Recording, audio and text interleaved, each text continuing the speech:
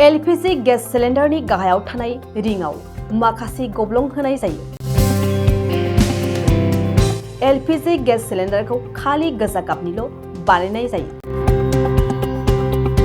LPG gas सिलिन्डारनि गेसआ मानो एसेबां मोनामो? जानो हागौ नोंथांमोना गोबाङानो मिन्थिया।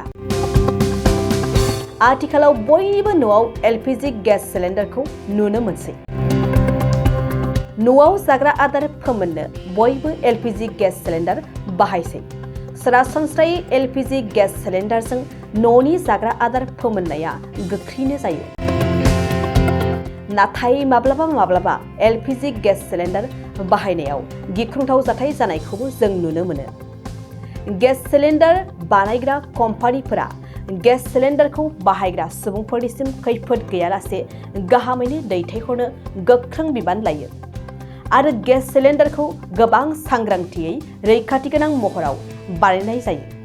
बेबायदिनो खैफोदनिफ्राय रैखा मोननो हानाय बायदि गेस सिलिन्डारनि गाहायाव थानाय रिंआव माखासे फिसा गब्लंबो होनाय जायो।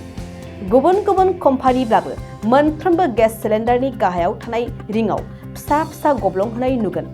बै गब्लंफोरा सिलिन्डारनि बिदुंखौ दबथायो।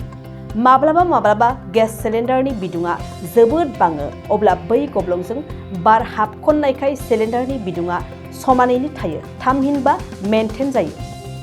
गोरलै रावाव बुंनाय बादिब्ला बै गब्लंफोरा गिख्रंथाव जाथाय जानायनिफ्राय रैखा मोनहोयो आरो गेस सिलिन्डारफोरखौ गोजान जानथायनिफ्रायनो मोजाङै सिनायहरनो हानाय बायदि गोजा गाबनिल' बानायनाय जायो। बेजों लोगोसेयैनो गेस सिलिन्डारनि गेसआ जोबोद मोनामो, मानोना बे गेसआव इथेल मारकेप्टेन गलायदेरनाय जायो। बेनि थाखायनो गेसआ जोबोद मोनामो आरो बे मोनामनाय गेसखौ होनायनि जाहोनानो जाबाय गेस सिलिन्डारा लिक जायोब्ला जाहाथे बेनि मोनामनायजों गेसनि लिक जानायखौ थाबैनो हमनो हायो।